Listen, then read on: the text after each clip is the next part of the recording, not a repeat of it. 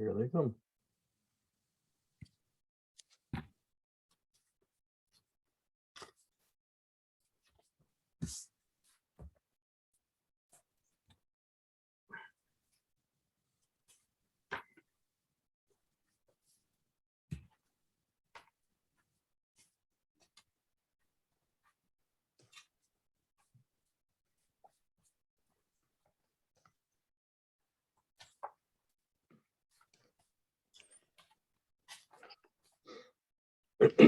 I'm using my own. Okay. I'm using my own stopwatch. Guess we agreed on. 2, 3, 4. Welcome, everyone. We're going to get started in just a minute. We're going to wait for folks to start. They said the starting time was 7 p.m. We'll just get started in literally just about a minute. All right.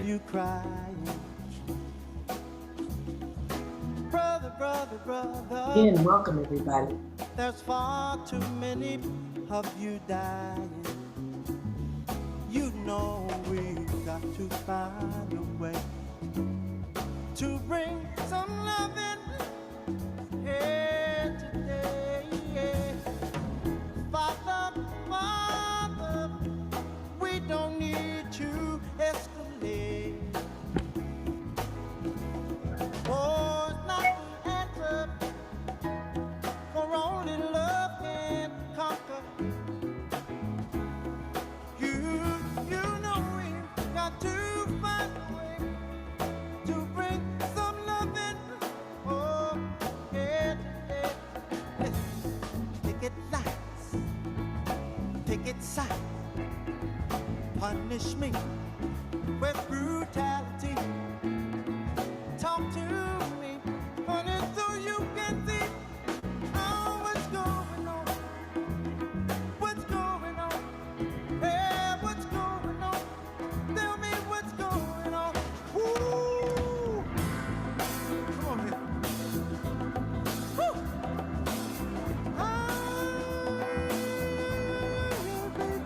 Baby.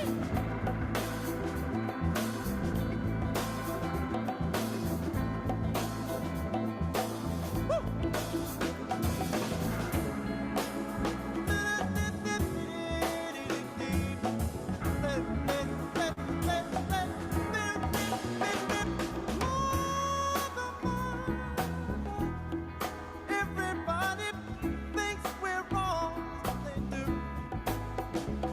But who are they to judge us?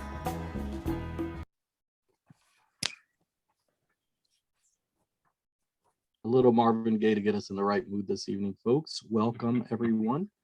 My name is Daniel Del Pielago with Empower DC, and thank you so much for joining us this evening for our at-large housing forum, candidate forum. We want to encourage you to please introduce yourself in the chat.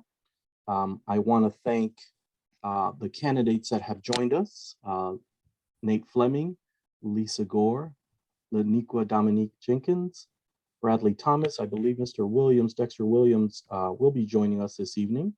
So thank you all for making the time and for coming to share your thoughts on affordable housing here in the district. I want to also encourage folks to share your perspectives on Twitter. If you do the Twitter thing, we are using the hashtag @largehousing.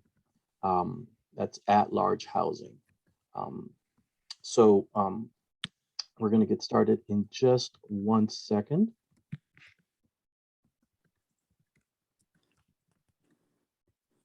Okay. Well, once again, I want to thank all the candidates for joining us this evening: Nate Fleming, Lisa Gore, Laniqua Dominique Jenkins, Bradley Thomas, and Dexter Williams, if he joins us this evening. I am going to be joined this evening by co-moderators Ed Lazier from DC for Democracy and Sabrina Rhodes from Empower DC. This event is sponsored by Bread for the City, DC for Democracy, DC Jobs with Justice, Jews United for Justice, Miriam's Kitchen, Sunrise DC, TENAC, and the Ward 3 Housing Justice Group. As noted, please share your perspectives on Twitter and use the hashtag #AtLargeHousing. If somebody wants to drop that in the chat, that would be helpful. @LargeHousing, hashtag #AtLargeHousing. Let me give you all some ground rules. If you would please stay muted until it's your turn to speak. I think that's something we've learned over the past couple of years now using the Zoom platform. Questions were selected by the sponsoring organizations. Questions will be addressed to all candidates. The order of the answers will be rotated. So candidates, make sure to listen out for the order of responses. We'll remind you as we ask the questions as well. Each question will have a time limit of 90 seconds. Candidates will be muted after the allotted time. Time limits will be strictly enforced. Unfortunately, there's never enough time, so we do have to move quickly. And audience, please use the chat to engage respectfully. We thank you in advance. So we are going to start with the questions now, or actually, excuse me, not questions. We are going to ask the candidates to introduce themselves in 90 seconds. Please introduce yourself. And what is the most personal to you about your run for at-large council? We're going to do it in this order. We're going to ask Ms. Jenkins to start us off. Then we'll go to Mr. Fleming, Mr. Williams, Ms. Gore, and Mr. Thomas. So Ms. Jenkins, if you can, please go right ahead and introduce yourself and what is the most personal to you about your run for at-large council. You have 90 seconds. Hi, everyone. I'm really excited to be here. My name is Laniqua Dominique. Laniqua Dominique is one first name. It's really important for me to articulate that because showing up honestly and authentically and normalizing names and identities that don't have proximity to Western standards is very important to me. I have many identities. I've had a very diverse academic and lived experience in the District of Columbia. I'm a children's book author specializing in racial equity work. I have several years of legislative and policy work experience on the Hill and as an ANC commissioner. So not just in the nation's capital, but also abroad. I've worked in Africa, India, and Spain, all over the world. But what's very important and personal to me about this run is the people and centering people in policy and legislation, and also acknowledging that this work directly impacts the quality life of people like you, the voters, and myself. So there is a level of urgency for me to do the work and to use this sphere of influence of legislation, of budget, and also oversight and the ability to create legislation to impact and improve not just my life, but each and every one of you in the District of Columbia. Thank you. Thank you, Ms. Jenkins. How about Mr. Fleming? Good evening, everyone. Thank you, everybody, for putting this forum together. I'm definitely glad to be here with you. This issue is deeply important to me, housing, because I believe DC should be a city of opportunity. I was raised by a single mother in the Greenway Apartments, but because I had access to the District of Columbia, I had access to opportunities that led me to Morehouse College to become a lawyer studying at Berkeley. I had a full scholarship to Harvard Kennedy School. So I believe that when you get opportunities coming from my background, you have a responsibility to create opportunities for others. So that's what I've been doing in DC. I worked as DC's shadow representative. And for the past 4.5 years, I've been working at the council as a legislative director and as a committee director. So I've been happy to work with all of you guys, Dan, Sabrina on the issue of the criminal school, Parisa Narizi on a host of issues, Berry Farms, anti-displacement language in the comprehensive plan, but there's so much to do.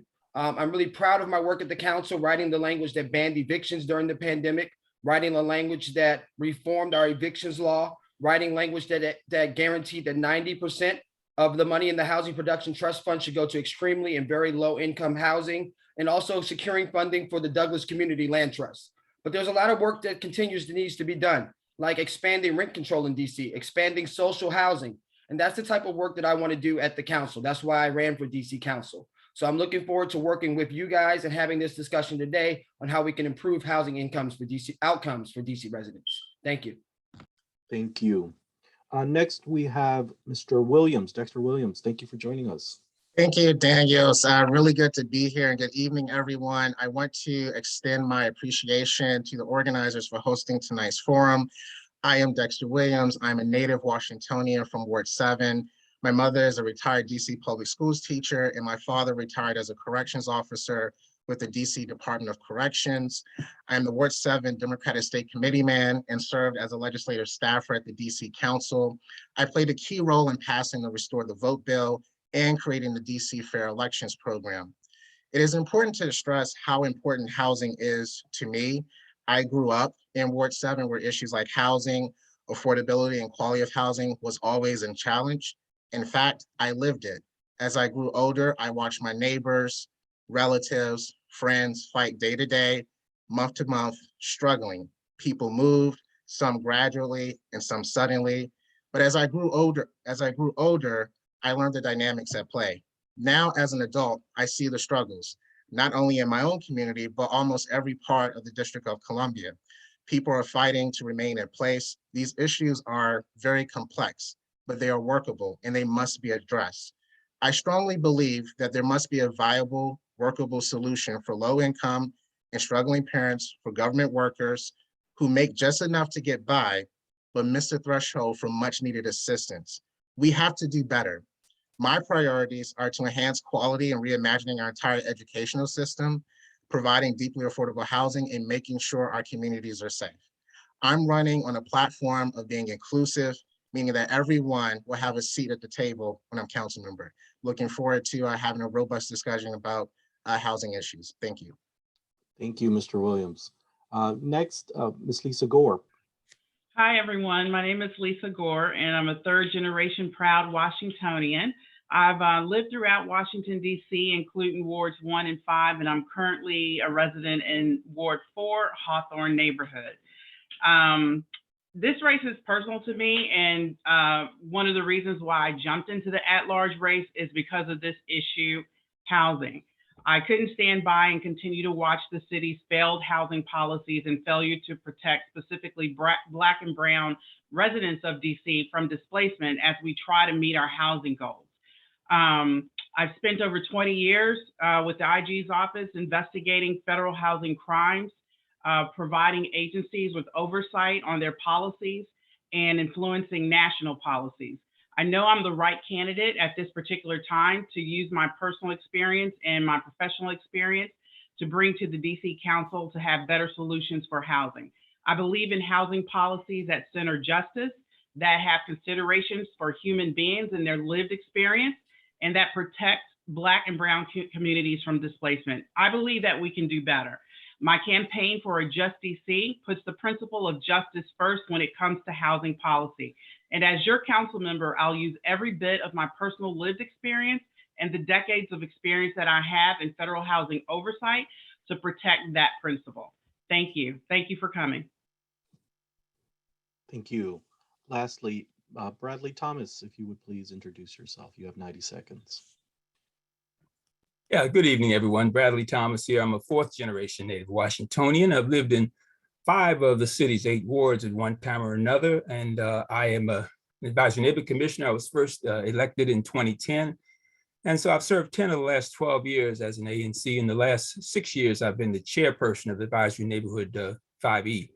Now, I believe that I'm uniquely suited to serve in this capacity as an at-large council member because I have a wide variety of skills and experiences, wider than any other candidate in this field. I'm a practicing attorney for 40 years, electrical engineer, professional musician, local and regional church leader, youth leader and mentor for many, many years, author of a thesis on environmental justice, and a community activist.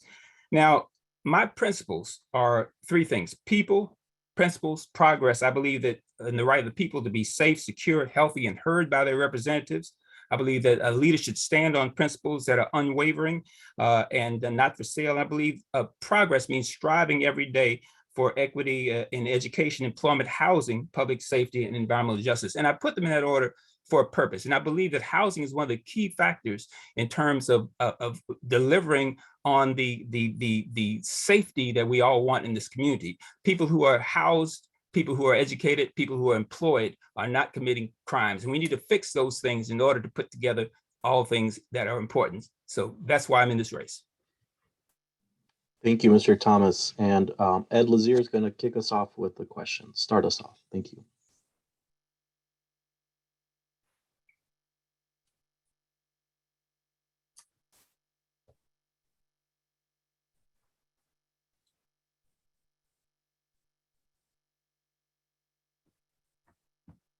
Can you hear me? Daniel, my internet kicked that for a second. All right, thank you so much Now we can. to the candidates for those opening statements. Here's your first question. The Housing Production Trust Fund for affordable housing requires that half of the funds be spent on housing affordable to house or below 30% of the median family income. However, the office have treated this requirement as an aspirational goal rather than a statutory obligation. What Hey, Ed, we're having a hard time can hearing. and should the council do to ensure that it in the trust fund? Ed, we're having a hard time hearing you. I'm going to read the question right now till we can get a more secure internet connection for you. Apologize about that, panelists. Let me reread the question for Ed. The Housing Production Trust Fund, the city's primary source of funding for affordable housing, requires that half of the funds be spent on housing affordable to households at or below 30% of the median family income. However, the Office of the Deputy Mayor for Economic Development and the Department of Housing and Community Development have treated this requirement as an aspirational goal rather than a statutory obligation. What can and should the DC Council do to ensure that at least half of the money in the trust fund is spent on housing for our lowest income residents? We are going to start with Mr. Thomas, then Mr. Fleming, Ms. Gore, Ms. Jenkins, and Mr. Williams. If you could answer the questions in those order. So let's go ahead and start with Mr. Thomas. Sure, thank you. Well, I think it's pretty simple. We simply make it a mandatory requirement. It's not, it shouldn't be aspirational, it should be mandatory. And we just have to make sure that the legislation is clear. The reason that people can get around legislation very often is because of vagueness. When you challenge a particular statute, one of the greatest offenses, and I know this from my practice, is vagueness. And so the statute, the way it's written, is too vague. And we just need to make it very clear and very clear that the legislature intends that this be a mandatory requirement and not aspirational. Very simple. Thank you. Mr. Fleming? Thank you for this question, Ed. I think this highlights why I think I would be a good choice for the next at-large council member. So I've worked on this issue and I understand this issue and I've had challenges making progress and I know what I think we should do moving forward. So I was the legislative director that wrote the law that changed the requirement for extremely low income housing from 40% to 50%, because we're working to try to make sure more of this housing production trust fund goes towards extremely low income housing. And it hasn't been the case. In the last fiscal year, only 27% of the fund went to this type of housing. The year before that, only 18%. And the year before that, only 13%. So that's far less than the once 40% mandate and the now 50% mandate. We need to do 4 things. 1, we need to increase transparency of the distribution of the funds. There was an audit that stated that $82 million were misspent. We also have to increase the oversight. The Housing Committee is chaired by the current incumbent member of the council, and the lack of oversight from that committee has led to the misspending of funds. So we need stronger oversight. But also, like Mr. Thomas said, if you read the law allows for a mayoral waiver of the statutory requirements. So we have to make the law more strong by reducing the mayor's ability to waive the requirements. And then finally, what we have to do is ensure that the money doesn't go to projects that are scored low on affordability. We've had an audit that's also shown that a majority of the projects that were given funding should not have given funding. So that is what I would do to address this issue. Ms. Gore? Yeah, a couple things regarding this. I do think obviously there's an oversight issue there with the Housing Production Trust Fund. Definitely the project scoring is off. I do believe that the director should have flexibility and to be able to determine projects in scope or outside of scope. But if projects are selected that minimize the number of affordable units, we should follow what's already in the legislation and make sure that council is strong enough to do that oversight. Some of that is already there. Additionally, in choosing projects, I believe that we should focus on projects that are preservation projects. If we focus on projects that are new construction, those are a lot more costly than projects that are preservation. And those projects will allow us to get more affordable housing out of the Housing Production Trust Fund. At the minimum, I think the council should pass the Housing Production Trust Fund Transparency Amendment Act of 2001, which increases the transparency and the reporting requirements, as well as that Housing Production Trust Fund Income Targeting Accountability Act of 2021. Thank you, Ms. Jenkins. Thank you for this question. So one of the things that quickly come to mind is that the Housing Production Trust Fund is one of our primary resources in terms of affordable housing. One of the things that I would really love to do as a future person that has the ability to create legislation is also reimagining and inventing and creating ways to secure affordable housing that is people-centered and people-driven. So community land trust is one of the things that come to mind. Co-ops come to mind. Additionally, I think that we need more transparency, oversight, and holding developers accountable. They're getting public lands at incredibly low prices, and we need to muscle them into performing in ways that protect and center people. And that means making them create more affordable housing units when they're doing development projects. Thank you. Thank you, Mr. Williams. Thank you, Ed. I really do appreciate this question. I don't agree that the law is aspirational. And frankly, any suggestion that it is offensive. There are people who are really struggling. And the fact that we're not following the law is a problem. I think one of the things that we need to do, obviously, we need to provide a more aggressive oversight over the trust fund. But I think the DCHD director has too much flexibility in deciding who is awarded the contracts. I think we need to tighten that law up a little bit. I think that we need to put more accountability and transparency in place. And also we need to be more aggressive in how we're scrutinizing them. I think it has led to our housing affordability crisis in the city. It's absolutely a shame that we have elected leaders who believe that the law is just aspirational. I just don't agree with that. We have to follow the law. We have to hold the agency accountable, and we have to make sure that the money is going to where it's supposed to go.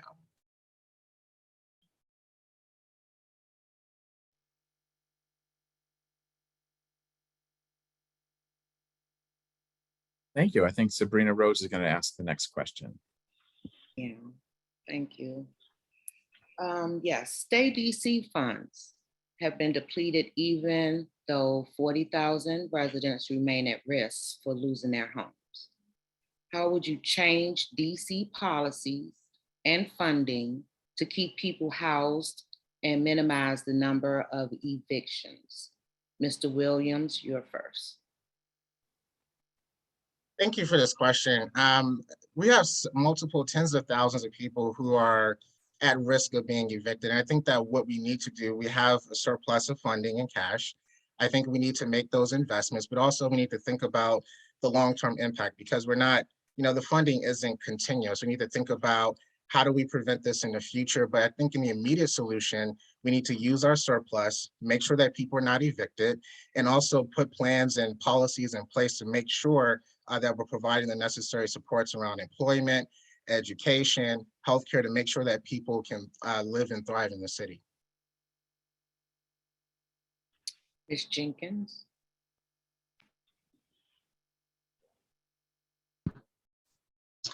Yeah, so the Stay DC program was all over Instagram, all over Twitter, all over social media, and that was one of the primary ways of reaching from folks. However, it wasn't until we saw that we had a surplus and a lot of the money was being underutilized, and then we saw boots on the ground in a different level of intentionality.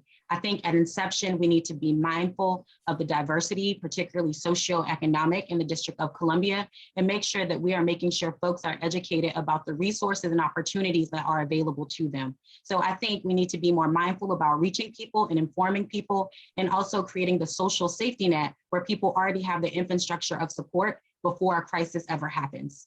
Thank you. Mr. Fleming. Thank you, Sabrina, for this question. I care deeply about this issue. As a legislative staffer, I drafted the language that banned evictions during the COVID-19 pandemic, one of the strongest eviction bans in the entire country. As a council staffer, I drafted the language that reformed evictions in the district, which banned the practice of people's property being thrown on the street when they were evicted. So I really care about this issue. We have to make sure the state program is a federal program. We have a local program called the Emergency Rental Assistance Program that I know is deeply, sorry. Can I get a second? I believe someone needs to be muted. The Emergency Rental Assistance Program always has a lot of demand. There's always more people that need the funding than there are funds for the program. So we need to expand funding for that program. We also need to use our surplus funds to prevent people that are at risk of eviction. But what are we going to do over the long term? We need to expand legal assistance. Every person that's evicted should have a right to legal assistance. We have to put the funding in the budget to do that. We also need more organizers on the ground, people like you, Dan, people like you, Sabrina, people like you, Parisa, that are going to help people navigate through these programs and get them the emergency rental assistance that they need. But over the long term, we have to improve our rapid rehousing program. That's a pipeline to homelessness that we need to fix. And finally, I propose guaranteed income for certain renters, a shallow subsidy of $300, maybe $400 a month that can help to reduce the rental costs. So over the long term, we can deal with the issue of people not being able to afford their rent. I'll end with noting that the district has one of the least affordable housing markets in the country. Too many of our residents are spending over half of their income on housing when they should only be spending a third of their income on housing. Thank you.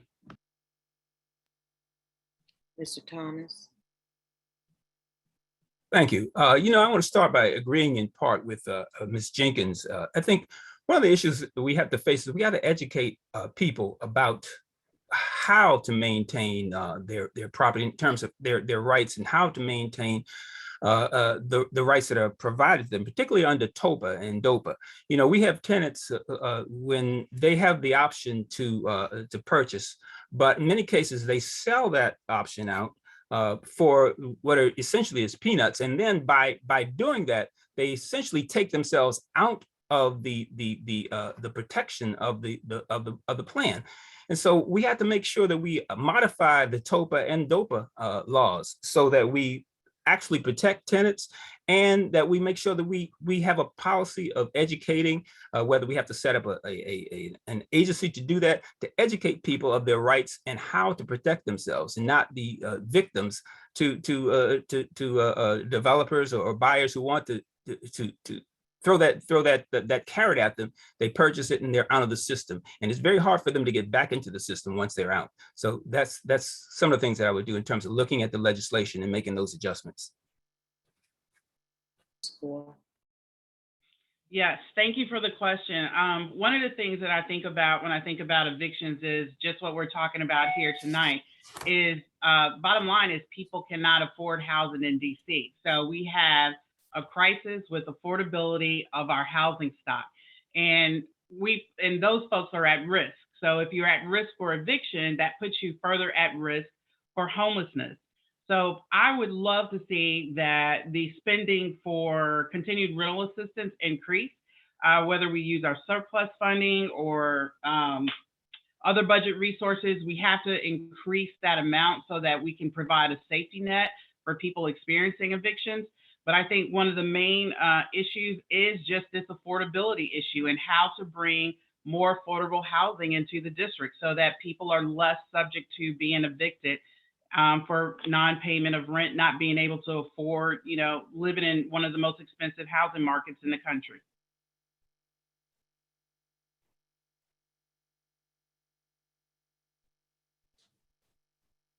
Great. I think I'm up with the next question. Most new residential construction in DC is market rate, which means unaffordable to the majority of DC residents.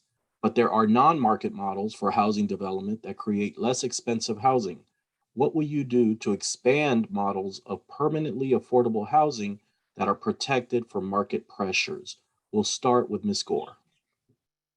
Thanks for that question. So one of the models that I really like is a community land trust model. That is a model that actually builds equity. Douglas Land Trust, I believe, received $2 million in last fiscal year budget. I would love to see that budget increase so that we can have more land trusts across the district. I believe that we should be using public land where we can house these projects at a much cheaper cost. And I would like to see affordability covenants that protect those units in perpetuity. Thank you. Next, Mr. Williams. Thank you for the question. Yeah, I agree with my colleagues. I'm looking at community land trust, but I think to solve our affordability crisis in the city, we have to have a multi-pronged approach to really address this issue to make it more affordable. And I think that's one of the reasons why I'm looking at the conversion of vacant properties in the downtown area to residential units. I think we have to reimagine downtown. I think we have to identify what we can do to make it more affordable for people. I'm also looking at vacant properties around the city. There are several thousand, I think it's in the tens of thousands of vacant residential properties around the city right now that's not going to good use. And I think if we want to solve the affordability crisis, we should be serious about looking at how can we purchase these properties? How can we turn them into livable units so that we can house our residents? And so those are some of the programs that I'm looking at. Thank you. Mr. Fleming. Thank you. So I agree with a lot of what my colleagues said as it relates to using land downtown, vacant properties. The community land trust, I hate to continue to be, hey, I did this at the council, but I was the council staffer that secured the $2 million of funding for the community land trust. I've been working with the staff of the Douglas Community Land Trust for the past 4 years. It's been in our budget letter to the mayor that I've written for the past 4 years. In the last year, we finally got $2 million of funding for that. We had to do a lot of work to get people to understand, even to get the mayor to understand the community land trust model. So we have to expand education on the model. We have to also expand the use of multifamily properties inside of these community land trusts. Community land trusts aren't necessarily just used for single family homes, but I really want to work at the council on expanding social housing. Social housing is an idea that's really being used in Vienna, Austria, the best, where the local government contributes to public housing by being the developer of housing for middle income, for working income families, as well as low income families. I think that's very important. I've studied that issue, but we already have public housing in the district. We have to work to preserve the public housing that we have. We have to work to rehabilitate the public housing we have. We have to work to prevent displacement of public residents. And that's what I've worked to do, attempting to work with you guys at Empower DC, Sabrina, Dan, Parisa at Berry Farms, working to make sure that residents aren't displaced. And you guys know that every time you guys have asked me to do something as it relates to Berry Farms, I've done what I can to make sure that residents are displaced there, but there's only so much I can do as a staffer. That's why I'm running for the council, because issues like the displacement of public housing, I really want to work to change that. Thank you. Thank you. Mr. Thomas. Thank you. You know, I want to, first of all, I agree with Ms. Gore regarding community land trust. It's a great tool that we should use. We should use more often. And I agree with Mr. Williams regarding conversion of surplus buildings. I've been advocating that for quite a while. We have buildings, particularly school buildings and so forth, that go off the market. We put them up for bid for charter schools. Sometimes they get them, sometimes they don't. And the last thing we do is we put them out for commercial use. We can convert some of those buildings, but the real issue is this is a matter of supply and demand. In order to keep housing affordable, we need to increase the supply. And so I think we should do more housing construction around, particularly around metro sites and bus routes, and we should increase the density by doing what we can. I know it's a federal issue, but doing what we can to raise the height act so that we could build taller structures for housing, and we can get more density in a smaller area. The more density, the more housing, the lower the price. Simple as that. Thank you. And lastly, Ms. Jenkins. So a lot of gems were dropped and a lot of valuable information was shared, but I would like to bring a very personal perspective to this. So I've actually had a lot of global experience in Africa, India, and even in Europe. So one of the things that I observed while I was there was just the social model in terms of housing, which I thought should be entertained here in the district in order of creating, more housing. Another concept in the creation that we should strongly lean into is looking at development from an environmental justice perspective. So making sure that when we build, acknowledging that the #1 contributor to air pollution is also construction. So making sure that it's greener and cleaner and creating jobs in the process. The way we demolish buildings and the way we construct them, we need to make sure that they're gentle on the environment and that we're creating jobs and centering people.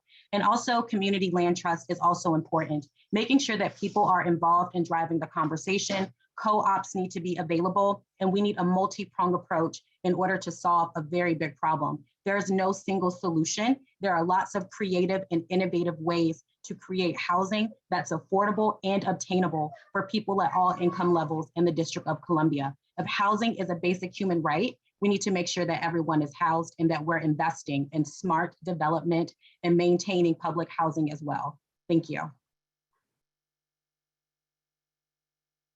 Great, thank you all for your answers. The next question, what can and should the DC government do to provide safe and stable housing for our unhoused residents? And we'll start with Mr. Fleming. Well, we have to do a lot of things to ensure that we're meeting the needs of the homeless in the city. I think we should be fully funding the Way Home campaign. That's the campaign that's designed to permanently end homeless in the district. We have to also focus first on chronic homelessness. We lose too many residents each year as a result of chronic homelessness. And the solution to chronic homelessness is permanent supportive housing. And that's what we work in the budget to increase support for. But every year, there's never enough money for permanent supportive housing. There's never enough money for vouchers. So we have to have advocates on the council that are going to be relentless in ensuring that that funding is at the highest level that it should be. But also the rapid rehousing program, that's one of our main tools. We put people in temporary housing. We give them 12 months to get at a level where they can pay market rate rent. And studies have shown that people leave our rapid rehousing program and they go into shelters because we have a pipeline to homeless that's circular. We have to end that pipeline by expanding our rapid rehousing program, giving residents more time to get ready for market rate rent, but also more supportive services. But everything's connected. We have to increase economic opportunities for DC residents. We have to have stronger job training for DC residents so that our residents can be connected to the workforce. So in totality, I think these are some of the things that we have to do to address homelessness, but we have to have leaders that understand that this is an important issue and are advocating for this issue. And that's what I would like to do. Thank you. Mr. Williams? Thank you for the question. Yeah, I think when it comes to our rapid rehousing program, we need to make sure that we fund it. If we don't, they're going to be not close to 1,000 families that are going to be on the street. But in addition to providing financial supports for our rapid rehousing program and not letting it come to a conclusion, we need to make the program a lot stronger. I mean, when most people leave the rapid rehousing program, their average income is between $800 to $900. That's not enough to live in the city. The average rent for a one bedroom is around $1,400. And so I think one of the first things we have to do is support our rapid rehousing program and also reimagine our rapid rehousing program. Thank you. Ms. Gore? Yeah, I would just piggyback, pretty much on what my colleague said. I think this is definitely a program that needs to be funded. And we need to strengthen how we deal with our homelessness population. One of the things that I think that we should also improve is just the documentation process. A lot of times just going through proving, given the paperwork, finding paperwork, it really is a burden to people experiencing homelessness. And I think that is something that we have to do better with to ease that burden as well as fund the program and just relook at our model on just how we deal with our homeless population and try to provide better services and wraparound needs to support them throughout that process. But definitely we need to fund it a lot more. Thank you. Ms. Jenkins, you're up. Thank you. Really great question. For me, the answer is abundantly clear. How do we house unhoused folks? It's political will. We need to invest in people and creating a social safety net. It's a direct translation to our values as a district, a direct translation to our posture and our heart towards people, and we need to invest directly in people. When I read some data surrounding the demographic of people that are unhoused, 84% identified as African American. This tells me that it's a systemic issue. We need to address that and address the programs that we are funding for oversight. Some challenges with the ERAP program and vouchers is the long wait. People have been on there for several years and have not secured housing, are not being prepared for housing. We need to acknowledge these holes in the systems that we've created and make sure that people are prepared, because success is when preparation meets opportunity, and also emotionally and having a holistic approach to making sure that people can get into secure housing and that it's also available. Thank you. Thank you. And Mr. Thomas, we'll go to you now. Yes, thank you, thank you. You know, there was a large homeless site on New Jersey Avenue, not far from where I live. And there was a great push from the community, some people in the community, to get rid of these tents, to get rid of people who were living there because they considered it to be a dangerous and unsafe situation and so forth. And so the mayor pushed forward with the plan to renovate that park and move these individuals out and put them into temporary housing, okay?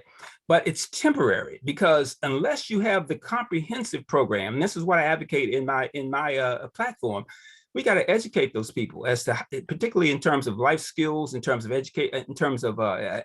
economic skills, and then we have to make sure that they are on a pathway to employment so that they can have somewhere to go and have the ability to pay for housing once they get through that 1 year or whatever period of time they're giving them. Otherwise, we're setting people up for failure. They're temporarily housed, and then they're going to be right back in the same boat. We have to look at a comprehensive approach dealing with the issues. Funding, of course, is important, but we also have to make sure that they are on a path to get out of that situation. And we're not doing that. And that's what we have to do. We have to legislate holistically, as Ms. Jenkins just said. Great, thank you very much. We'll move on to our next question now with and Sabrina Rhodes will be asking. Well, thanks. Okay, the DC Housing Authority has been tainted by scandal. The number of units offered by the authority is in decline. And while some residents have benefited from locally funded repairs, poor living conditions at DCHA properties persist. What reforms would you press for at the Housing Authority? I'll start with Mr. Thomas. Okay, thank you. Well, first of all, I think it's an oversight issue. We need to do a better job at oversight on these matters. We shouldn't be waiting until the crisis overwhelms us, and we certainly shouldn't be waiting until election year to realize that we have problems. And that's what has happened in this case. This is something that we should know all along. It's going on. We sort of ignore it. We look at other things, and then when it becomes a crisis, when it hits the news, when it's on the 6 o'clock news, all of a sudden, now we have to deal with it. We have to deal with it from the very beginning with oversight, making sure that the agencies that the council is responsible for oversight of, that we are in fact doing that all along. So it doesn't get to be a crisis. That's where it is for me. Thanks. Ms. Jenkins.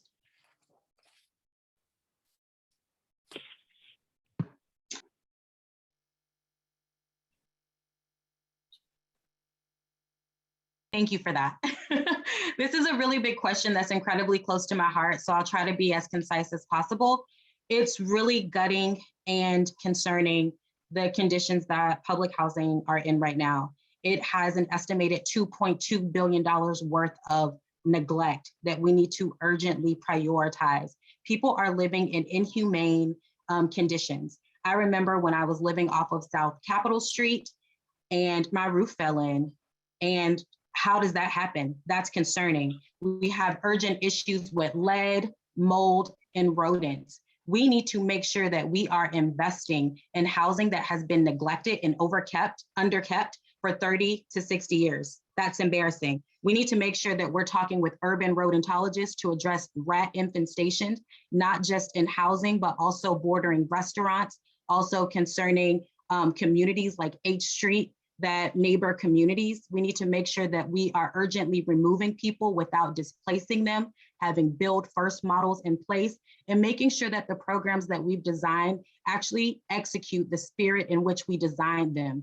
So when people get into rapid housing, that it's actually rapid and not placating with communities. When we have inclusionary zoning, making sure that people aren't on wait lists and participating in lottery systems that never come to fruition.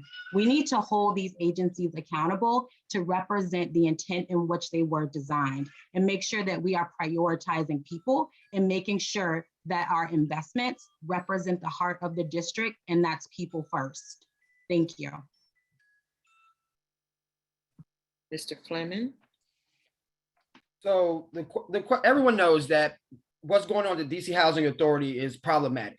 But the question is, what are we going to do about it? What specifically? Everyone says more oversight. What are we going to do in terms of more oversight? Well, it's important to understand that the DC Housing Authority is an independent agency. So there's less oversight less oversight powers that the council has over independent agencies. So we need to review that. But particularly, the board members are appointed by the council. And we've had allegations of board members doing shady deals with people that they are connected to, people that they are living with. So we have to have a tighter look at when we're appointing board members to the DCHA, but also when we appoint the director. The past director at DCHA, Tyrone Garrett, has had several ethical challenges. So that highlights the culture that's around public housing. I'd like to thank the organizers of this call, because the organizers of this call are the leading advocates in this city for public housing residents. I remember when I was invited by Dan and Parisa and Paulette Matthews to a walkthrough of the Berry Farm neighborhood to see the conditions that residents were living in. And residents were enthusiastic, jumping to show us the terrible conditions that they lived in. And that's the type of thing that we have to put an end to. Finally, our new communities program has been a complete failure. It has been the displacement of thousands of DC residents intentionally, the government's policy. So we need to have leaders of our government that are not going to be the spearheaders for the displacement of public residents, but those are going to be advocating for justice as it relates to public housing residents. And that's my intention. Thanks. Mr. Williams? Thank you for the question. It's clear to me, and it's clear to all my colleagues on the panel, this is a serious accountability issue. We've had a former chair of the Housing Authority who has behaved inappropriately. And the Housing Committee's response to that was, oh, it's just a simple misunderstanding. No, it's clear corruption. You know, we've had a former leader of the Housing Authority that steered contracts to his girlfriend. That's completely inappropriate. And now they're under federal investigation.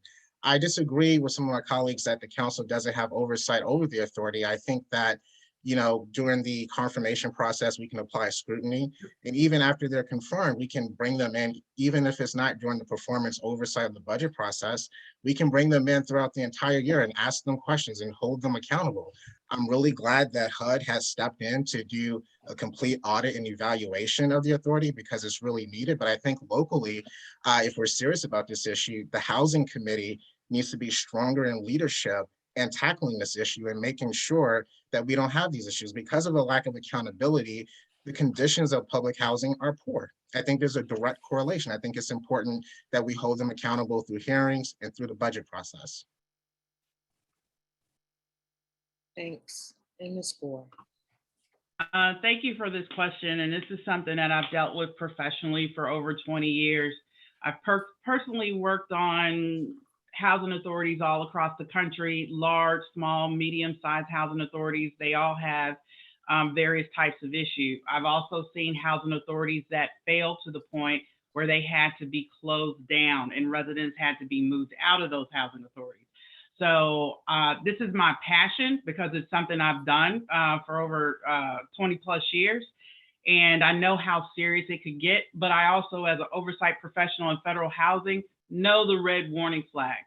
So I know what I would have done in this situation, and increased oversight is extremely important. Bringing in HUD early. We shouldn't have to wait for HUD to come. Someone from the Housing Authority is working with HUD, and increased technical assistance is always one way to help the Housing Authority improve its efficiency of its programs. We also need to, I agree, fund the Housing Authority. We have to get funding so that we can get our properties in the housing authorities preserved and redeveloped quicker. And And additionally, I know my time is running out on this. I could talk about it all day, but displacement is a huge issue of tenants. That's something that we really have to look at very seriously. No tenant should be displaced out of public housing. Every unit that is remodeled or redeveloped should be replaced on a one-to-one basis, including family-sized units. You need somebody on the council that takes this issue extremely seriously. Well, thank you, candidates, for your very thoughtful responses so far. We're going to do something a little different now. We're going to do a little lightning round of questions. So I'm going to ask that all candidates come on screen, because when I ask the question, I'm going to ask that you give us a thumbs up if you agree, or a thumbs down if you disagree. So I will just go through a list of questions, give you folks a chance to throw your thumb up or down. And it's a list of 8 questions that I'll be going through.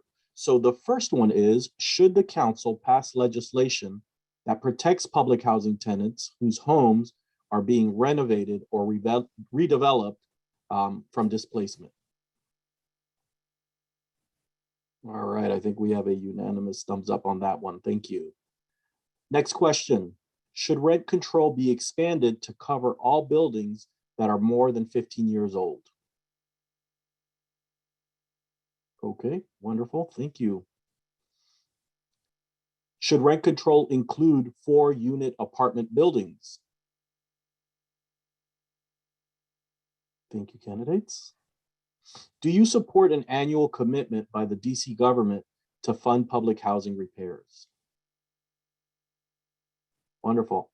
Seeing some double thumbs up there, thank you. Would you support an increase in taxes on high-income residents and profitable corporations to expand affordable housing?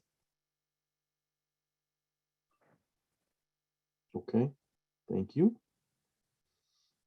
Tenants taken to court often face high-powered landlords who have the money and lawyer power to beat them. Would you commit to fully funding Civil Gideon to guarantee a lawyer to people involved in civil cases such as tenants? Wonderful, thank you. We've had thumbs up all around right now. Do you support making the DC Housing Agency a standard executive branch agency with full oversight of the DC Council?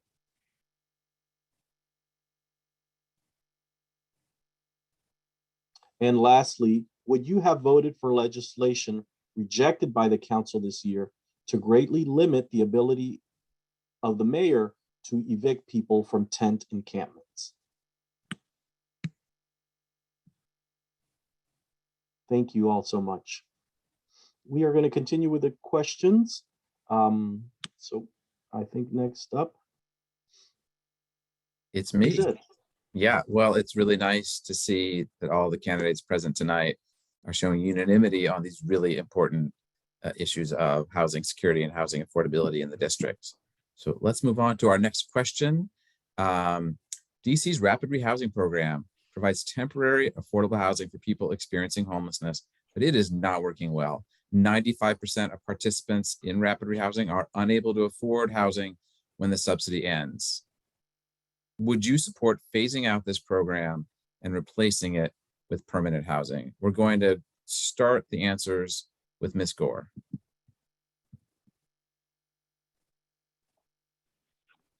You know, I'm going to say, Ed, I'm not really sure if I would phase this program out. I think there is a need for the rapid rehousing program. I really believe that we need both. There's situations where people need to be rapidly rehoused, and we obviously need to put people in permanent supportive housing. So at this time, I wouldn't commit to that. I definitely would look into it a little bit further, but I'm thinking that, you know, we should probably look at all the tools that we could use to support people facing homelessness, whether it's rapid rehousing or long-term stable type of supportive housing process. Great, thank you. We'll turn now to Mr. Thomas. Yeah, thank you. That was a great question. Yeah, I don't think I would say phase it out. I think I would say drastically modify it to put in the elements that I think are necessary so that we move people out of a state of houselessness and put them into permanent housing that can be sustained. Meaning, as I said before, we need to make sure they're educated on the principles of home ownership, of economics and so forth. We need to make sure that they are employed, or we putting on a path to full employment or sustainable employment. And then once they know what they're doing, they are educated, they are employed, then when that 1 year or whatever the period is over, they will be able to phase out of housing, of the temporary housing into permanent housing that they can sustain. I think it's a matter of making it more comprehensive so that we're not just putting people in a house for an apartment or what have you for a short period of time and then just sending them out. Okay, we saved you for a year, now go back to your tent. We can't do that. We have to make it more comprehensive. And I think we need to modify the law, but not necessarily throw it out. Don't throw out the baby with the bathwater, so to speak. Thank you. Mr. Williams? Thank you for the question, Ed. No, I would not want to phase out the program. Like I had mentioned earlier in this conversation, I think the program needs serious revamping. Right now, one, we need to make sure that it is funded. That is something that I care very deeply about. It really bothers me that we could have nearly 1,000 families living on the street, and then we'll figure out, well, what do we do about the families who are on the street? Well, we need to fund the rapid rehousing program now, but also at the same time, we need to revamp it, make it stronger. As I mentioned earlier, we have a number of families who are, leaving the program, not making enough money to rent in the city. 1 bedroom is $1,400 on average in the city. And so I think if we're trying to get people into permanent housing, we need to, one, do a complete audit of rapid rehousing, but also look at what type of supports can we put in place to make sure that when they leave the program, they have the financial means to support themselves and won't have to depend on government services ever again. But no, I would not phase out the program. I think it's a very important piece of our housing policy. Thank you. Ms. Jenkins, you're up next. The rapid rehousing is a tool for housing. I think that we need to revamp it, we need to revisit it and make sure that it represents the spirit and actually is executing the spirit in which it was designed. I think that we need to look at the matrix in which people actually go from short-term housing and actually mature into permanent housing. We need to look at permanent housing and if people are meeting benchmarks of retention. I think that we need to look at the shelters and the programs in which people are housed in, and we need to expand our definition of what unhoused looks like. It's not just people in tents, it's people that are living with family members, people that are living with loved ones and various other folks. So I think that we need to really expand our definitions here and also expand legislation to represent honest stories and honest people that represent the population that we're talking about and ensuring that the resources are actually hitting the folks that need it the most. Thank you. Thank you. Mr. Fleming. Yes, I agree with the other candidates. This issue is deeply personal to me. When I was at the council, there was a bill that was passed called the Homeless Services Reform Act, which was a mean-spirited bill that made it much more difficult for residents in DC to access homeless services. It required several forms of ID, a lot of restrictions, and our Human Services Agency really focuses from a perspective of trying to save money. And I don't think that should be the perspective of our agency. I wrote an amendment to change our rapid rehousing program, giving residents just a year and a half instead of a year to get themselves together so that they can be in a better position to pay rent. And that bill, that amendment, the first one that I ever read at the council, failed 7-6. And the current member of the council that we're running for this seat, Anita Bond, she voted for the bill, then she voted against the bill. And when we asked why, she said, they told me to. It was a situation when the chairman came over and whispered in Anita's ear, and then she changed her vote. So that's why we need a new council member, someone that's experienced on these issues, someone that's done the work on this issue and failed. We have to admit sometimes when we try and we don't succeed. So I've done that. And as a council member, I'm going to work deeply to make sure that we expand protections for homeless residents, both permanent protections, but also reforming the rapid rehousing program. Thank you so much. I think we're turning to Ms. Sabrina for the next question. Over the past 2 decades, thousands of long-term residents of color have been displaced from Columbia Heights, Shaw, Trinidad, Capitol Hill, and other DC neighborhoods. What lessons have you drawn from displacement in these neighborhoods that will help prevent further large-scale displacement from happening in wards 5, 7, and 8? Mr. Fleming, you're first. Thank you. Displacement is a really important issue. DC has had the most intense displacement of Black residents over the past decade. That's part of the reason why I came home and wanted to get involved in politics, because I wanted this city to remind me of the city that I grew up in, particularly the fact of having a strong Black population base. I think it's very important for us on this issue to not put profits over people. We have to have something called, and what I've learned is that the areas that you talked about, wards 5, 7, and 8, are ripe for displacement. In Southeast, over 82% of the residents are renters. So they're at risk of displacement unless we increase the protections. I worked to get some displacement free zone language put into the comprehensive plan, working with the Grassroots Coalition. But what we have to do is put legislation around the work that's in the plan. So in these zones, we have to make sure that we have organizers that are working to make sure that residents know their rights, are exercising their rights. We have to expand legal protections, but we also have to mandate that our property taxes are under control. Right now, they raise at a rate of 10, they can raise at 10% each year. And residents just can't afford that. Our seniors, our low income residents. Right now, at the 60% AMI rate, there's only 500 starter homes in DC. At the 80% AMI rate, there's only 2,000. So we have to put all of our efforts into place to prevent displacement. It's not going to be easy. It's going to require difficult work, and I'm willing to do that. Thanks. Mr. Williams? Thank you for the question, Ms. Rose. I agree with my colleague. I think that we need to enforce and expand our legal protections to prevent displacement. But, you know, I was born and raised in this city. I'm a DC native. I live in Ward 7, and I have seen this firsthand. You know, the people and relatives, family and friends that I grew up with, they're no longer here. They're out living in other parts of the country. Some of them are out in what we like to call the Ward 9, and it's really sad.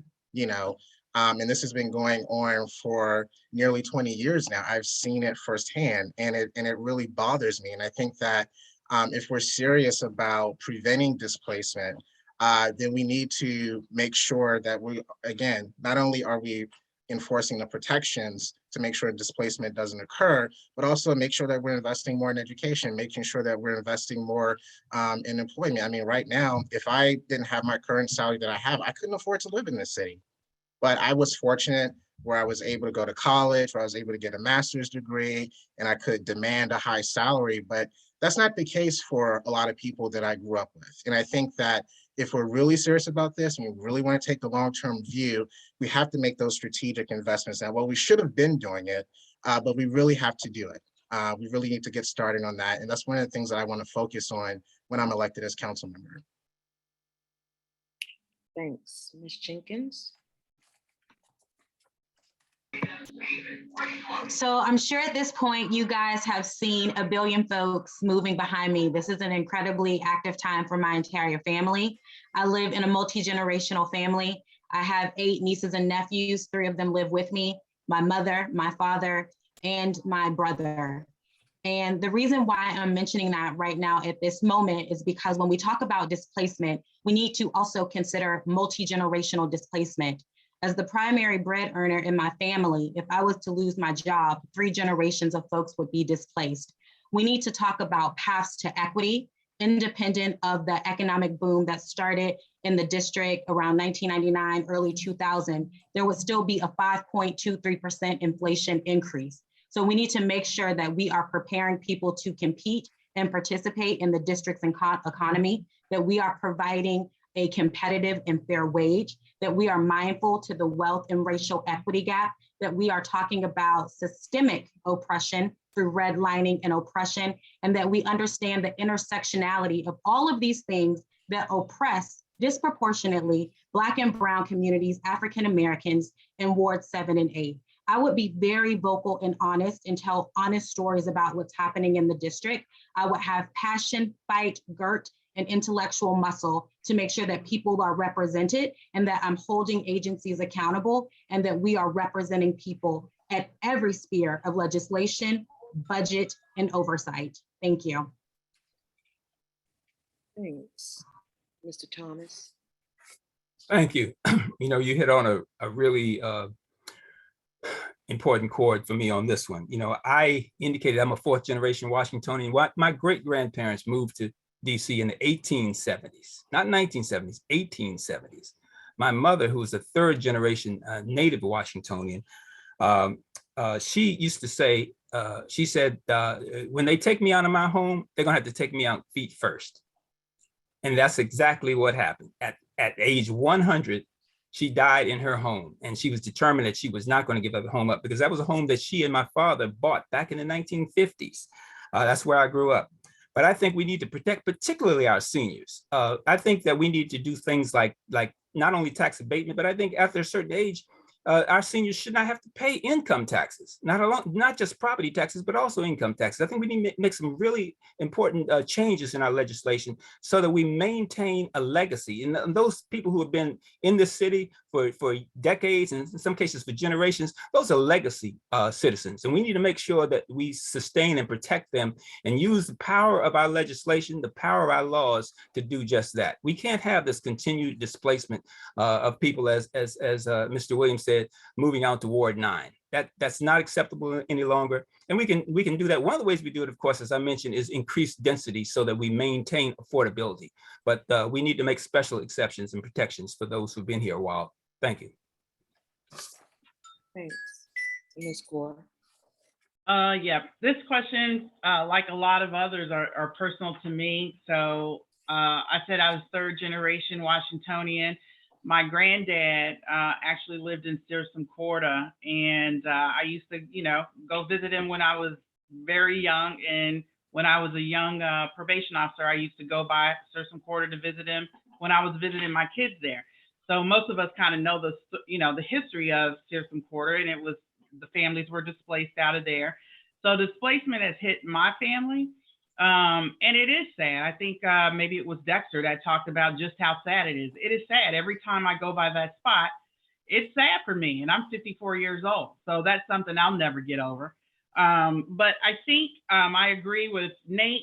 One of the things that I've always called for in my platform is anti-displacement legislation. We do have the comp plan changes that added the equity lens to how we build and develop in this city. But I strictly believe that is something that we have to legislate. And when we look at displacement, we have to look at what that means. Does it just mean not being able to afford the house? But what are some of the cultural aspects that are occurring in DC that displace our residents? I would like to see technology, data, evidence-based decision-making so that we can really hone in on every aspect that displaces Black and Brown residents in this city and control that through legislation so we don't have to keep losing the people that built the city and is native to this jurisdiction.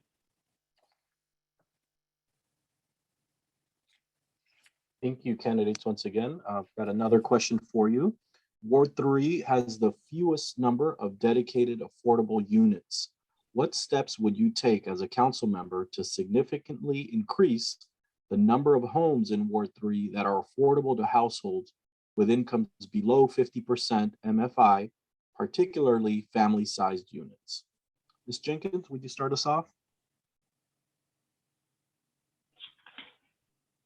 Sure. I would like to see public lands for public use.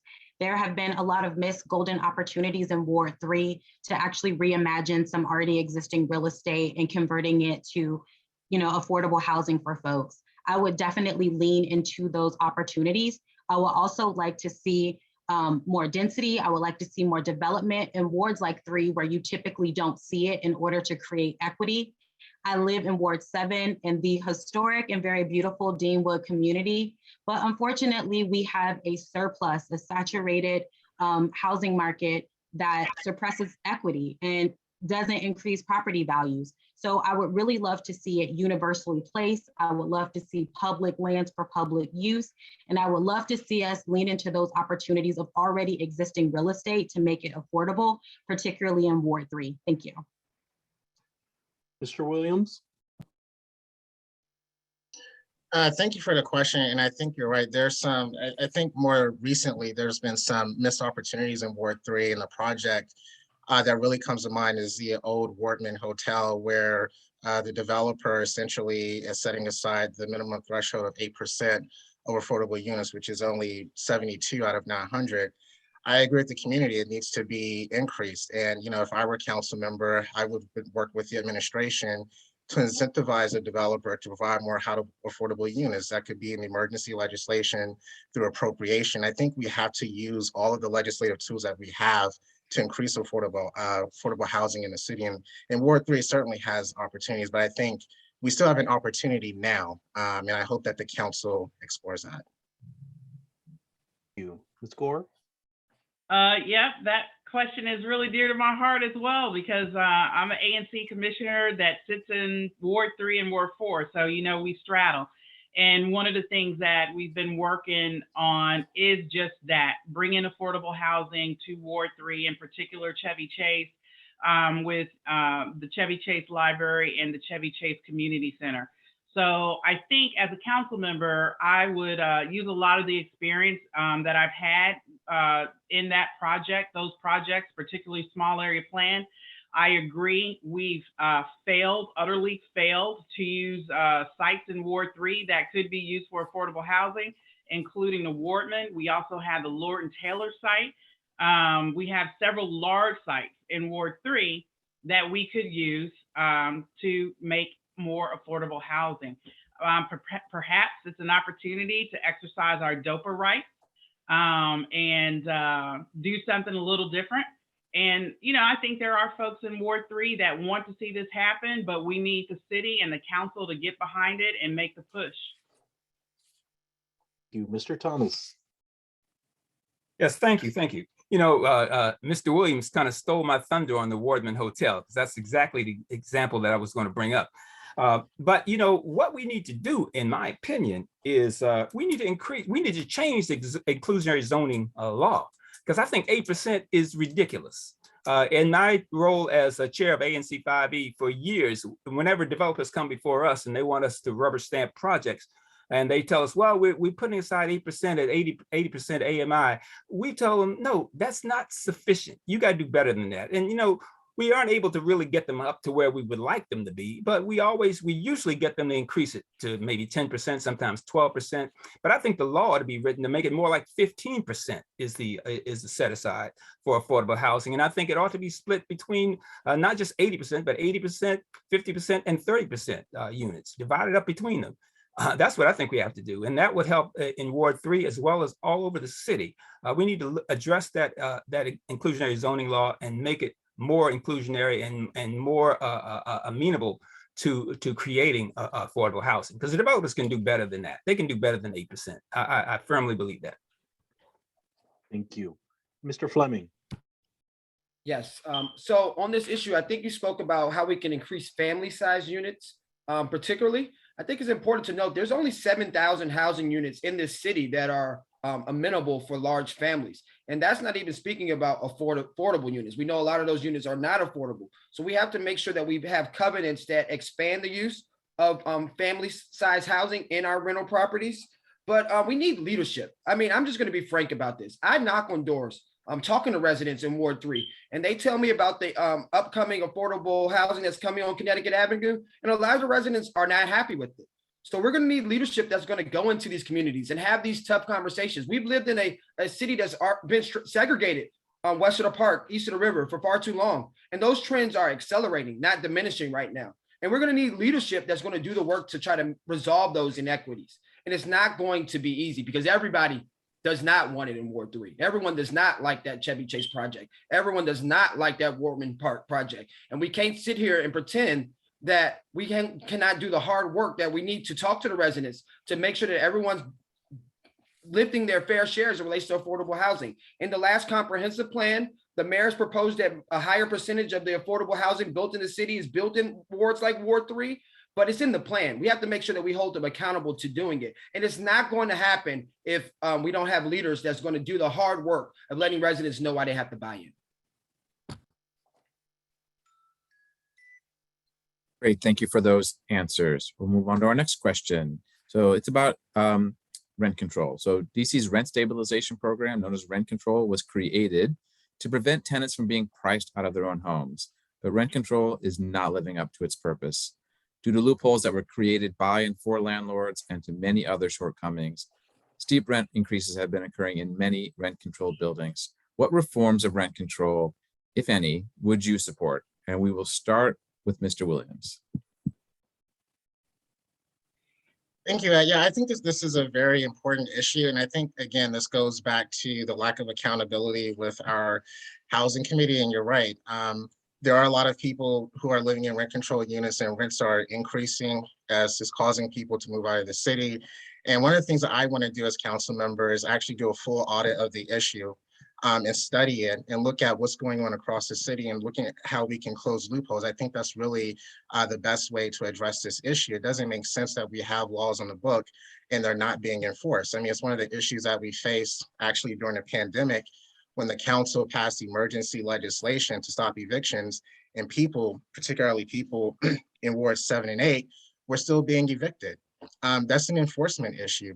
I mean, we have to make sure that the council has to make sure that we are protecting our residents, making sure that we're being on the grounds with this issue, because there's no point in having these laws and protections if the council is not willing to do everything that it can to enforce them. So those are one of the things that I would do when I'm elected as council member.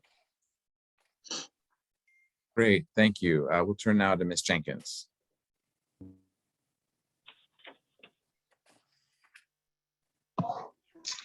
Thank you. So that's a really good question because rent control is something that's really important to me.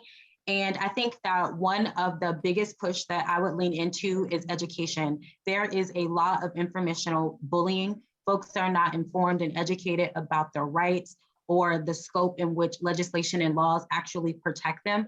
I would empower them with information by putting boots on the ground, letting them know about potentially forming tenant associations, informing them about their TOPA, informing them about all of the legislation that's available to them that I've personally utilized to advocate and show agency in my own life in regards to housing. Additionally, I would close up those loopholes and hold government agencies accountable to make sure that they are doing what they are supposed to do. So that is the way that I would address that. Thank you. Great, thank you. Mr. Fleming, you're next. Yes, this is a very important issue, expanding rent control. As a legislative staffer, I work with the Rent Control Coalition and a staffer in Breonna Nadeau's office to introduce the reforms that the Rent Control Coalition advocated for. One, right now, none of the units built after 1975 in the city are under rent control, and only units, the exemption starts at units that are 5 units or higher. Changing that to 15 years, any unit that is older than 15 years and any unit that has 4 units or more will instantly increase the number of rent control units by 17%, nearly 20%. And what's important is that the change from a set year, anything before 1975 to a year threshold, whereas anything that's older than 15 years means that we don't have to keep on reforming this law and repassing this law to get more units into rent control. Every year there'll be new units into rent control. In addition to that, there's several loopholes in the bill right now where residents, if there's a vacancy, they can trade new repairs for giving up their rights and the unit becomes a market rate unit. We have to close those loopholes. And finally, right now, the most your rent can go up is cost of inflation plus, I believe, 2% or maybe 3%, but we need to take that 2 or 3% out. And the most that your rent can go up per year is cost of inflation. That's what I would do. Thank you. Mr. Thomas, you're next. Thank you. Now this time, Mr. Fleming just stole my thunder because that's exactly what I was going to say, that we need to cap that increase to inflation and not inflation plus 2, which is what I think it is right now. We also should change the law that allows landlords to increase rent substantially when a new tenant moves in. So like right now, a tenant moves out, they've been under rent control for however many years, they move out, and now you've got a new tenant coming in, so you can then bump it up. And I think that we need to maintain whatever that level was for the previous tenant should be continued with, of course, the inflationary increase. And the third thing is, I think we should establish or fund, if we already have such a thing, a legal office that is focused on protection of tenants, just in this and for that purpose, for rent control issues. Those are the 3 points that I would make on this one. Thank you. Ms. Gore, we'll wrap it up, this question with you. Okay, thank you. A lot of them had great answers, and definitely Nate and Bradley kind of stole my thunder as well. One of the things I would add to what they said is reduce the allowable rent increases to once a year. So that would help tenants out a lot. Additionally, I think the moratorium on voluntary agreements expires in March of 2023.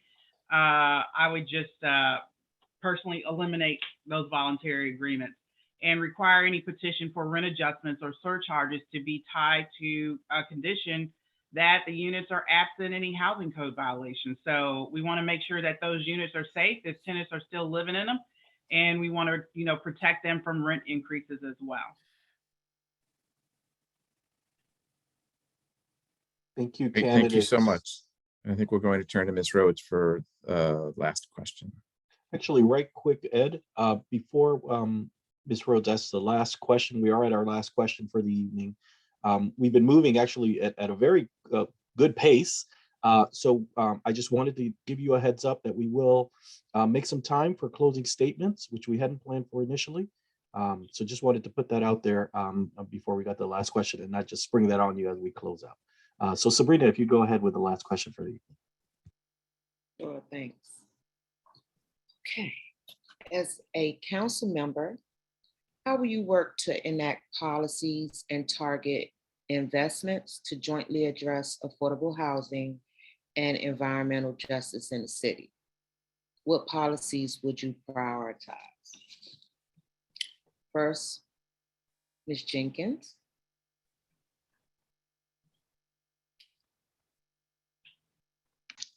Great question. So environmental justice is something that's very close to my heart, and it's a very, very big topic.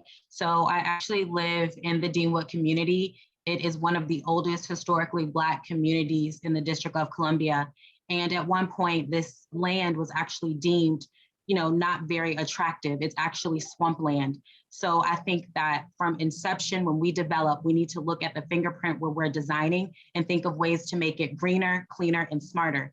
Folks have issues in my community with flooding. So I think that we need to make sure that we are preserving and protecting the most biggest expense, independent of race, socioeconomic status, that people make is your home. So making sure that they're developed greener and cleaner. Also making sure that current housing is developed in green and smart ways, that we're not just talking solar panels, we're talking progressive, forward, big picture ideas from window design, from construction, from green water, from gray water to upcycling. We need to have a robust approach to the way we're designing and creating housing and the way we're protecting most folks' bigger asset and creating paths to home ownership as well.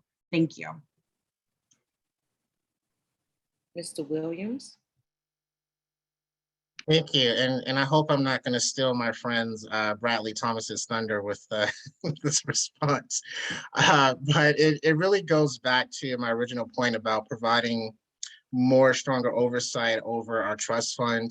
I think that's a real problem, but also when you're talking about making the nexus between housing and environmental justice, I think about providing housing that is safe, that is rodent-free. I'm thinking about some of our public housing facilities, Garfield in particular. I worked with the resident council there, developing their policies so that they can form the larger resident council. And every time I was in there, I would see roaches over the building. I would see mold. I mean, no one should have to live like that.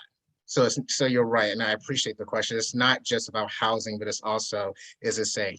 Do they have green space? Is it healthy? Are people getting sick? If they are, we need to make sure that we make it a healthy environment. So as council member, I will not only be making sure that our trust fund dollars are actually going towards making sure we have affordable housing units, but also making sure and enforcing that it is environmentally just, it is safe, that there is green space, that it is healthy, because I think that's important. Thanks. Ms. Gore? Yep, thank you for this question. One of the things that my platform talks about and addresses is the intersection of housing and environmental justice. I actually, in my platform, call for a Green New Deal for public housing, and I also call for a Green New Deal in public schools. And particularly with public housing, for reasons that have been stated already, we know that the conditions are extremely hazardous and we have to do better. Public schools, the same thing. We have lead pipes in schools. Those pipes haven't been replaced.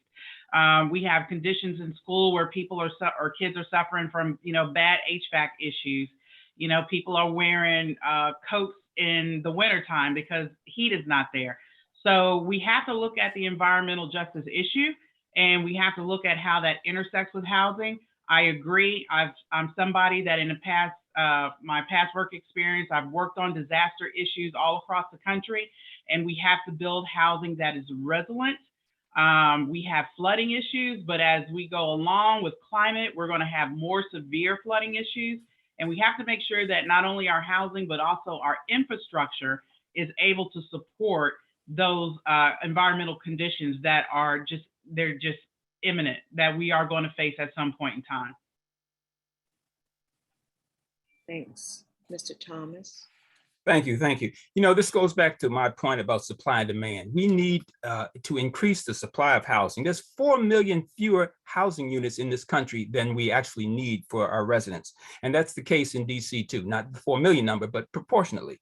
So we have to increase the density of housing, but first we have to conduct environmental impact studies. There's a lot in Northeast DC, Brentwood area, where the mayor wants to build a school bus lot. And the residents there are pushing back because there has not been an environmental impact study. We have to do those studies, particularly when we're talking about building housing. I did a thesis that was published 2 years ago, and you can look it up. It's called Dumping on the Disenfranchised. And I focus on these points. And I can tell you that it's critically important that if we're going to put residents in an area, that we must make sure that the area is safe. If it's not safe, then we have to do a remediation to make sure we clean it up before we build on it. So that's what I say. That's how you put those two together. Build, but do environmental impact before we build, so that we're building in a safe environment and not just throwing people to the wolves, so to speak. Those two are very important. They link together and they fit within my 5-point platform. Thank you. Thanks. Mr. Fleming? Thank you, Bradley, for mentioning the bus lot, because that really reminded me of how the fight started for Cromwell School with a lot of the organizers here for not wanting to have a bus lot. And I believe trying to have a better community use. So that's one step, empowering residents to have more of a say-so on what goes down in their neighborhoods. But frankly, I think what we have to do is make sure that we incentivize true nonprofit developers, because true nonprofit developers will have the incentive to hire green jobs where we can combine housing affordability with environmental justice. Like Lisa said earlier, things like lead, things like abating issues with DCRA in our rental properties. I've seen so many pictures. I've seen so many stories of the conditions that people live in, and that's certainly unhealthy. That's certainly environmentally unfriendly. But finally, we have to expand support for green jobs. Green jobs are the type of jobs that we can combine our construction needs with our sustainability needs. And I think that's particularly important. Finally, when developers have more sustainable projects, they should get more points from the Housing Production Trust Fund. Those are the type of things that I think we can do to combine environmental justice with housing affordability. Well, thank you, candidates, for joining us this evening and for your responses. I think there's been some rich conversation in the chat. You've given folks a lot to think about and how to move forward this election season. As we close out, I'm going to ask you for closing statements. We'll give everyone 90 seconds like we did for opening statements. And I'm going to ask Mr. Williams to start us off. I thank you, Daniel, and to the other organizers for tonight's forum. We've talked about housing throughout this campaign, but this is the first forum where we've had to really talk about this in a more robust and detailed fashion. So I'm really appreciative of the hard work that you all are doing to put this event together so that residents across the city can know where we stand on these issues and how we intend to make the city more affordable.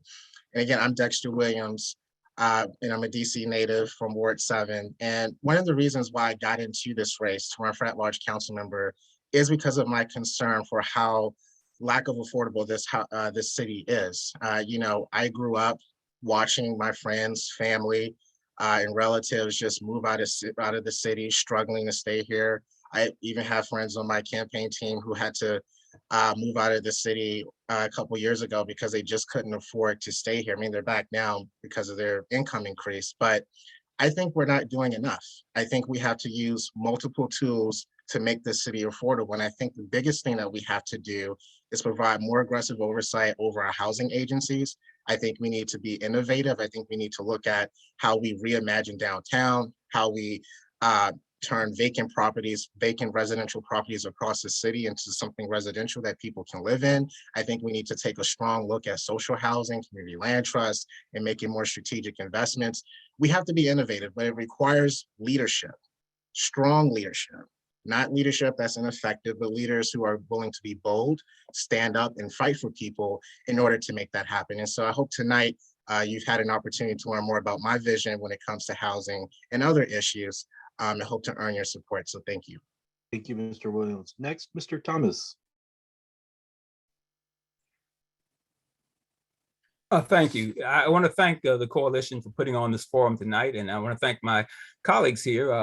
There have been some very insightful statements made, and I appreciate. I feel I can always learn from others, and I hope to continue to do that as we go along. I mentioned that my 5-point platform involves bringing equity in education, increasing employment, providing for affordable housing, public safety, and environmental justice. And I put them in that order in a particular reason. If it leads, it bleeds. So we're all concerned about public safety. But before we can have a publicly safe community, we have to make sure people are educated. We have to make sure that people are employed. And most importantly, we have to make sure that people are adequately housed in safe and affordable housing. So that's why this issue is so very, very important to me.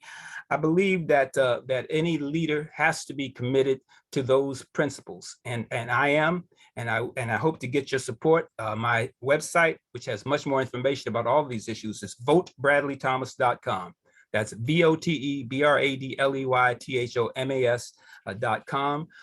Please look it up. I post articles every week, and something's there almost every day. I do a Facebook live chat on Thursdays at 12 noon. So tune in and ask questions, and I'll be happy to answer them. If I can't answer them during that half hour, I'll get back to you and answer them. So please, Bradley Thomas, VoteBradleyThomas.com. Thank you so much for this time. Thank you, Mr. Thomas. Mr. Fleming.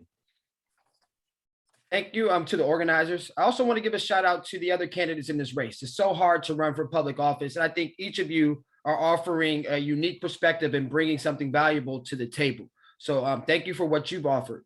But I think it's been clear in this debate that our campaign has demonstrated the most knowledge on this issue, demonstrated the most commitment on this issue, and has demonstrated the most results on the issue of housing. But it doesn't matter how much you know until people know how much you care. So why do I care so much about this issue? I grew up in this city, and we have the most intense level of gentrification of any major city in the country. Systems have not been working for thousands of Washingtonians before the pandemic, and the pandemic has only exacerbated those inequities. And I want to work to make this city more equitable. And housing is the #1 issue that I want to work on to make sure that this city remains a city of opportunity. My first job was at the Berry Farms Recreation Center. I worked with a lot of the organizers of this call to work to make sure that residents were not displaced at Berry Farm. But when I drive to the Berry Farm Recreation Center and I see the destruction, when I see what's left of Berry Farms, I feel like I failed as a council staffer.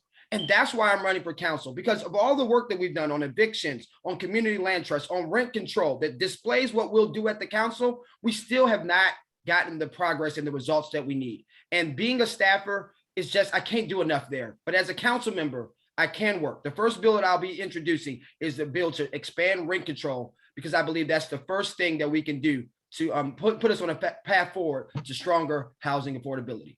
Thank you, guys. Thank you. Ms. Jenkins? Thank you.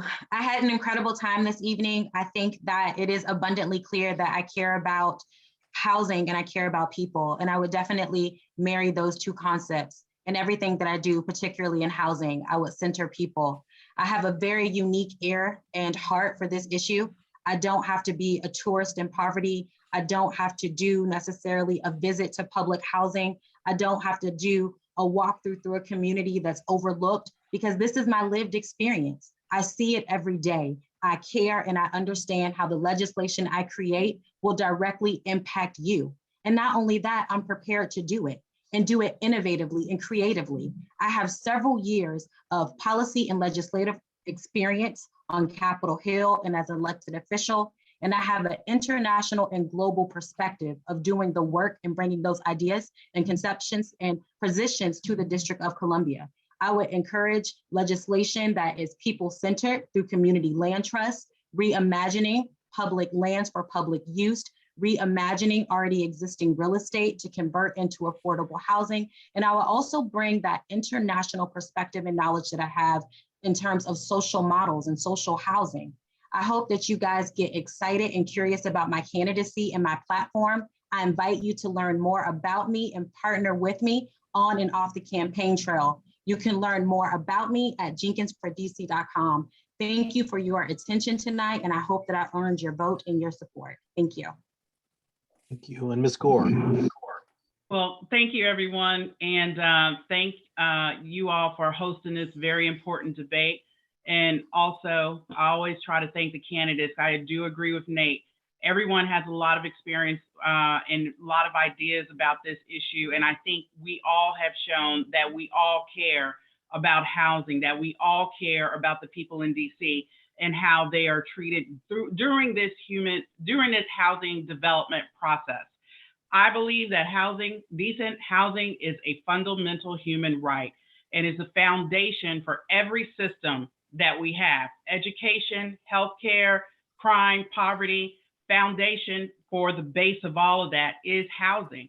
I will use my 20+ years of experience in oversight of federal housing programs to make sure that DC housing programs not only are efficient and effective and run well, but they center people. My campaign, Adjust DC for All, is just about that, centering people in this process, and that's what I would do.